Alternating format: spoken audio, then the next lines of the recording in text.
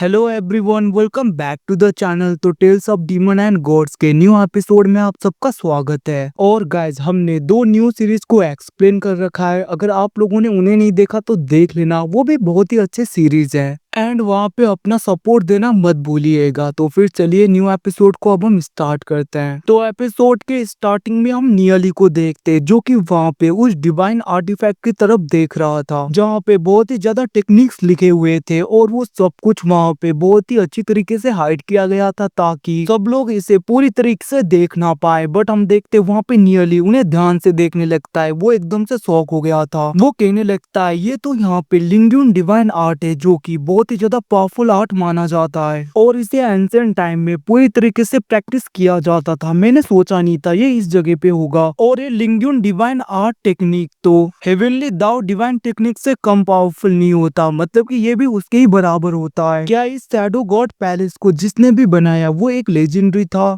जिसने यहाँ पे स्पीड रिलम डिवाइन टेक्निक को परफॉर्म किया, उसे बनाया। मुझे जहाँ तक लग रहा है ये सब कुछ पैट्रियास दाओजंग ने किया होगा, क्योंकि उन्हें ये टेक्निक आया करता था और वो बहुत ज्यादा पावरफुल हुआ करते थे उस टाइम पे, जब हमारा फाइट होली लॉर्ड के साथ में हुआ था। भले ही उस वार में हमने बहुत ज्यादा वॉरियर को खोया, इवन कि मैं भी उस जगह पे पूरी तरीके से खत्म हो गया था, बट यहाँ पे टाइम एंड स्पेस बुक ने मुझे पूरी तरीके से प्रिजर्व कर लिया था। उस वार में इतना कुछ खोने के बाद में भी हमने होली लॉर्ड को पूरी तरीके से सप्रेस कर दिया था। और उस एंसेस्ट्रल वार, उस वार के बाद में बस यहाँ पे दाओ जैंग पैट्रियार्च ही थे जो कि पूरी तरीके से बच गए थे। इतना ज्यादा खतरनाक वार में भी वो पूरी तरीके से बच गए, इवन कि उन्हें तो थोड़ी भी इंजरी नहीं हुई थी। और जहाँ तक मुझे पता है कि उस वार के बाद में मैंने सुना था कि वो पूरी तरीके से गायब हो गए, कहीं पे डिसअपियर हो गए। अब वहाँ पे नियली ये सब कुछ सोच ही रहा था, तभी हम देखते वहाँ पे सारे मोमबत्तियां बुझने लगी थी और हम देखते डिमोनिक ऑरा फैलने लगता है। अब ये सब कुछ देखकर वहाँ पे नियली और सब लोग पीछे की तरफ देखते, जहाँ पे हम डीमन लॉर्ड को देखते, जो कि धीरे धीरे आगे आ रहा था। अब उसके ऑरा को सब लोग वहाँ पे भांप लेते हैं। उसको देखकर नियली बहुत ज्यादा गुस्सा हो गया था। वो कहने लगता है, मैंने सोचा नहीं था इसकी कल्टीवेशन भी इतनी ज्यादा रैपिडली बढ़ेगी, इवन कि मेरी कल्टीवेशन भी बढ़ रही है, बट वो थोड़ा सा लो है। इससे तो मेरा पुराना हिसाब किताब भी चुकता करना है। ये सब कुछ कहते हुए हम देखते वो वहाँ पे बहुत ज्यादा गुस्सा हो रहा था। दूसरी तरफ डीमन लॉर्ड धीरे धीरे आगे बढ़ने लगा था। नियली कहने लगता है, इस जगह ने मेरे एनर्जी को पूरी तरीके से सप्रेस कर दिया है, इवन कि इस पर्सन की भी एनर्जी को सप्रेस कर दिया है। बट जहाँ तक मुझे लग रहा है डीमन लॉर्ड की इसकी एनर्जी उतना ज्यादा इसने सप्रेस नहीं किया,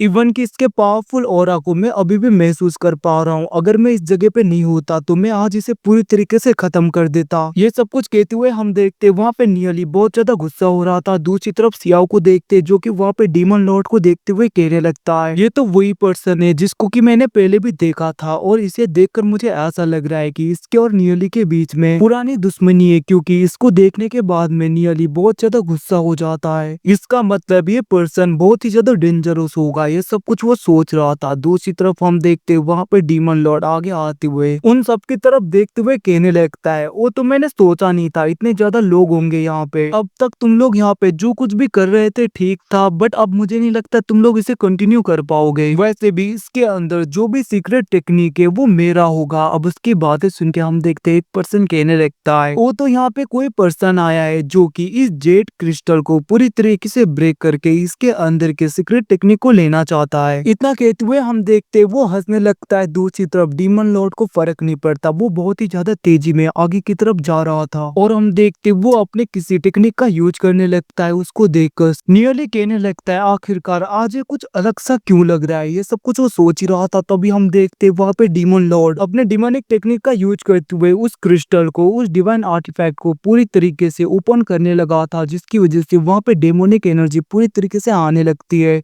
अब ये सब कुछ देखकर नियली कहने लगता है, आखिरकार ऐसा कैसे हो सकता है। और हम देखते वो वहाँ पे कहने लगता है, जल्दी से इसे रोको। जिसको सुनकर दूसरे लोग वहाँ पे उसे रोकने के लिए तेजी में आगे की तरफ बढ़ते हैं, बट हम देखते वहाँ पे डीमन लॉर्ड एकदम से जेड क्रिस्टल के अंदर चला गया था, मतलब कि उस क्रिस्टल के अंदर, उस डिवाइन आर्टिफैक्ट के अंदर। तो गाइस मैं बता दूं, यहाँ पे डीमन लॉर्ड नियली को पहचान नहीं पाया, क्योंकि नियली ने अपने ब्रेथ को पूरी तरीके से डिमोनिक बना रखा है और उसका अपीयरेंस पूरी तरीके से चेंज है अभी के लिए, जिसकी वजह वजह से डीमन लॉर्ड भी उसे नहीं पहचान पाया। दूसरी तरफ हम देखते वहाँ पे डीमन लॉर्ड उसके अंदर चला गया था। ये सब कुछ देखकर नियली गुस्सा होता है। वो कहने लगता है मैंने तो इनर गेट के फॉर्मेशन को पूरी तरीके से ओपन नहीं किया था, तो फिर आखिरकार ये अंदर कैसे आया। हम देखते हैं एकदम से वो शॉक पड़ते हुए कहने लगता है तो फिर इसका मतलब ये मुझसे पहले शैडो गॉड पैलेस में आ चुका था, मैंने इसे अंडर एस्टिमेट कर दिया। ये सब कुछ कहते हुए वो वहाँ पे गुस्सा होने लगता है। दूसरी तरफ एक बंदे को देखते हैं जो कहने लगता है क्या मैं भी इसके अंदर जा सकता हूँ, और वो जैसे ही वहाँ पे जेड क्रिस्टल को टच करता है वो पूरी तरीके से एक्टिवेट हो गया था, और हम देखते हैं जंजीरें आके उसे पूरी तरीके से खत्म कर देते हैं। अब ये सब कुछ देखकर नियली कहने लगता है सियाओ तुम यहीं पे रुको, मैं इसके अंदर जाता हूँ, और याद रखना जब तक मैं नहीं आता तुम बाहर मत जाना। ये सब कुछ कहते हुए हम देखते हैं नियली उसके अंदर जाने के लिए आगे जाने लगता है, जिसको देखकर सियाओ कहने लगता है क्या यहाँ पे नियली को रास्ता मिल गया इसके अंदर जाने का। दूसरी तरफ वहाँ पे एक बंदा कहने लगता है देखो वो डीमन आगे की तरफ जा रहा है। अब ये सब कुछ देखकर दूसरी तरफ लोग बातें करने लगते हैं। इसको एक्टिवेट करके इसके अंदर वही लोग जाते हैं जो कि हजारों में एक होते हैं, जीनियस होते हैं। हमें नहीं लगता ये छोटा सा डीमन कुछ कर पाएगा। ये सब वो लोग बातें कर रहे थे,